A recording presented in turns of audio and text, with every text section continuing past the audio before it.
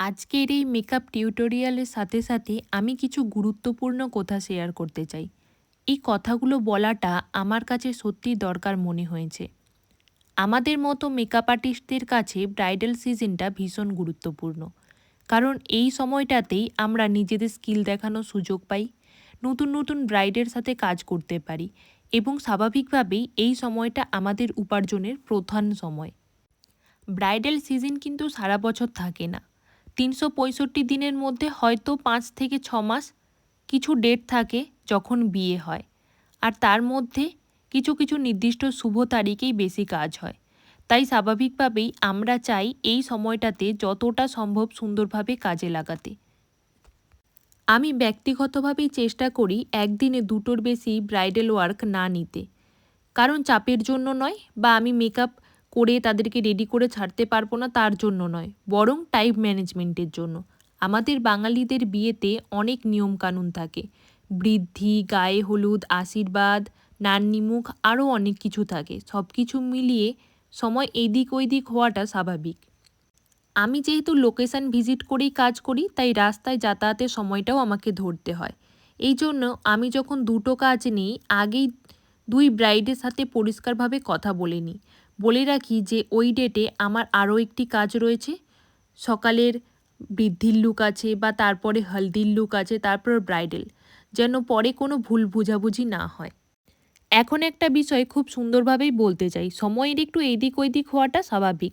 আধ ঘন্টা থেকে ৪০ মিনিট পর্যন্ত লেট হওয়াটা মানা যায়, কিন্তু সেটা যখন ১ ঘন্টা ২ ঘন্টার কাছাকাছি হয়ে যায়, তখন পরের লোকেশানে পৌঁছানোটা খুবই চাপের হয়ে যায়।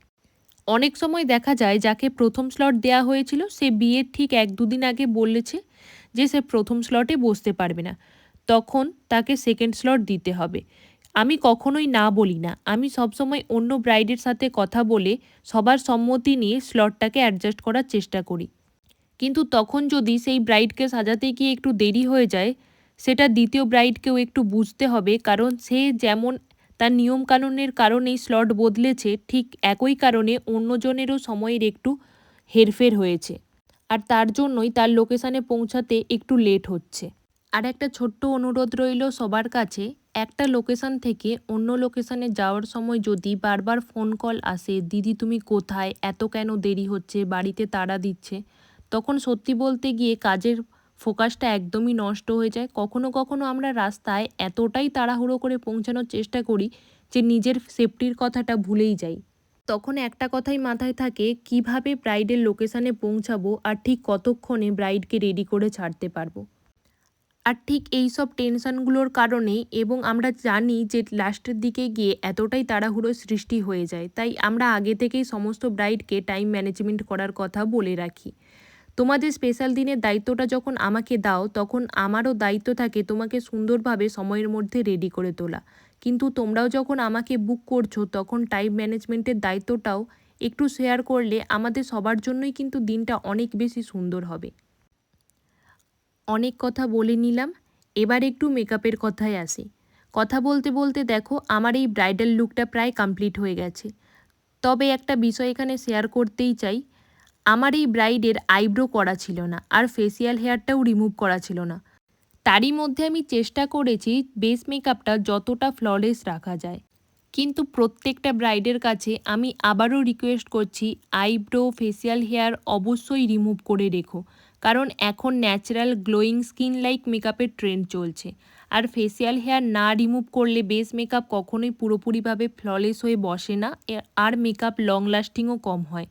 তোমরা যদি আগে থেকে স্কিন প্রিপারেশনটা করে রাখো, তাহলে রেজাল্টটা 10 গুণ সুন্দর আসে।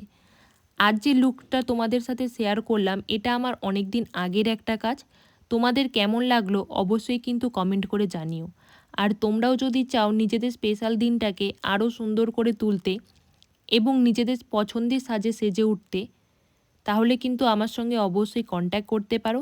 আমার কন্ট্যাক্ট নাম্বারটা আমি স্ক্রিনে দিয়ে দেব। অনেকেই এনকোয়ারি করেছিলে যে আমার নেক্সট মেকআপ ক্লাস কবে শুরু করব। তো আমার next basic to advance makeup and hairstyle ক্লাসের নতুন ব্যাচ শুরু হবে এপ্রিল মাসের লাস্ট উইক থেকে। সিট কিন্তু খুবই লিমিটেড থাকবে, কারণ আমি খুব কম সংখ্যক স্টুডেন্ট নিয়ে ক্লাস করাই।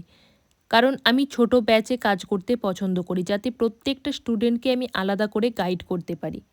যারা সত্যি সিরিয়াসলি এই ফিল্ডে নিজেদের কেরিয়ার গড়তে চাও, যারা মেকআপের বেসিকটুকুও জানো না, তারাও এই ক্লাসে জয়েন হতে পারো। আবার যারা মেকআপের বেসিক জানো কিন্তু নিজেদের স্কিলটাকে আরও নেক্সট লেভেল করে নিয়ে যেতে চাও, ব্রাইডাল মেকআপ, ব্রাইডাল হেয়ারস্টাইল শিখতে চাও, তোমরা অবশ্যই এই ক্লাসে জয়েন হতে পারো। কোর্সের ডিটেলস জানতে হলে আমার কন্ট্যাক্ট নাম্বারে তোমরা হোয়াটসঅ্যাপ করে নিতে পারো। দেখা হচ্ছে নেক্সট কোনো ভিডিওতে। ততদিন তোমরা ভালো থেকো, সুস্থ থেকো। আর আমার এই মেকআপ লুকটা কেমন লাগলো অবশ্যই কিন্তু কমেন্ট করে জানিও। আচ্ছা নেহা, তোমার তো পুরো লুকটা কমপ্লিট হয়ে গেছে, এবার বলো কেমন লাগলো? যেমন চেয়েছিলাম তেমনই হয়েছে, খুব ভালো। তোমার পারো লুক পারো লুক। স্যাটিসফাইড তো হ্যাঁ। আগের দুদিনই? দুদিনই। Thank you.